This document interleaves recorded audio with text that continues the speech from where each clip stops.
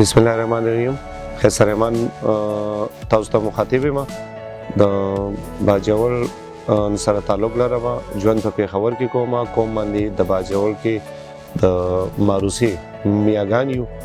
او د کار سلسله کې پرمننٹ کاسمیټکس پاکستان اون کوم تھرو پاکستان الحمدلله بزنس ده. کرکټ هم د ورکوالي نه فقط ځکه زمونږ په دې سیمه باندې ډیر زیات کرکټ خو خلکیږي او خلک یې کوي او دغه خو د 92 نه چې کوم او بیرال د کاروباري مصرفیاتو په وجه ډیر زیات کمی خو نن سبا چې کوم زمونږ الحمدلله د کلیران دي اکا شاهد افریدی ده، شاهین افریدی ده، فخر زمان، رضوان، نو دغه پلیران هم ډیر زیات خوښ دي. د باجوړ چې کوم الکان زالدین هم کرکټ کوي، هغوی گیم کوي، بهترین پلیران دي، ټیلنټ دی، پوټیشنل الکان دي. نو د هغوی د موټیویشن دپاره، د هغوی د پروموشن دپاره دا قسمه اقدامات موږ له پکار دي چې هر انسان لکه اوس په خپل یو دغه کې دننه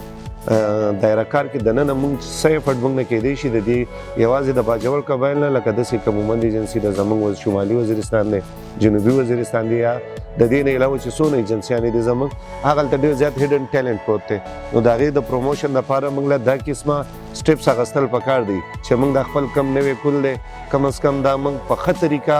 او یو داسې سایټ ته راکاږو او داسې گیم کې یا په ایجوکیشن کې یا په داسې اکټیویټي کې هغه موږ مشغوله کړو چې د دې نور کم نن سبا دور کې چې دا کم نور مضر څیزونه دي د معاشرې دپاره د علاقې د نوي کل دپاره چې د هغې نه په دې طریقه دیو بچ شي. دې هلکانو د موټیویشن دپاره دا قسمه اقدامات موږ له کول پکار دي. نو دغه په دغه باندې زه چې کوم زموږ نبیل صاحب دی یا کبیر افریدی وای دی نو دیو زه اپریشیټ کوم، خراج تحسین هم ورته پیش کوم چې دیو دغه رنګې یو بهترین آیډیا راوړه د قبایل سوپر لیګ په دغه باندې او دغه آیډیا د دې کولو دپاره کامیابۍ دپاره دیو دا دونه ډېرې هلې ځلې کوي. نو لکه هیز پښتون یا هیز مشران موږ هم پکار دي چې د دې موږ سپورټ وکړو، د دې مقصد په کامیابۍ کې دې سره موږ کم حد پورې کېدی شي مرسته وکړو، تعاون ورسره وکړو. نو زه دې ته ډېر په ښه نظر باندې ګورم. کم قبایل سوپر لیګ دی نو امید دی انشاءالله د الله تعالی نه دعا هم ده او د دیو چې کم د هلې ځلې دي کم محنت او خواري دیو کوي، نبیل وای لګیا دی او کبیر وای ورسره لګیا دی او نور د دیو ټیم او منیجمنټ چې دی نو امید دی انشاءالله چې دا به کامیابیږي. خو یو درخواست به زه دا کول غواړم د حکومت د طرف هم چې کم زمونږ ګورنمنټ دی، کم زمونږ پی سی بي ده، کم زمونږ نور مشران دي، سیاسي مشران چې هغوی هم موږ سره ملاتړ شي په دې یو ښه کاز کې او هغوی هم راشي او موږ له کومک شي موږ سره لاس راکړي د مرستې او موږ داسې مزید کامیابۍ طرف ته بوځو چې آینده کال کې کوم ایډیشن د دې وشي چې هغه د دې نه هم زیات بهترین ایډیشن وي او په ښه طریقه باندې او د مشرانو په سپورټ او په تعاون باندې وشي. د باجوړ کې رهنیانو دا پیغام دی چې دیو خپل چې دیو کې څه ټیلنټ وي، څه صلاحیتونه دي، دیو په هغې باندې توجه ورکړي. د کم د ژوند دپاره چې کم نقصاني څیزونه دي د هغې بېجا استعمال هغوی ختم کړي او یو مثبت طرف ته راشي، په دې ټورنمنټ کې بھرپور طریقې سره شرکت وکړي، د دې دا کم ټیلنټ د دیو دی هغې نه هغه ښکاره کړي دنیا ته او هغه مزید پاکستان چې کم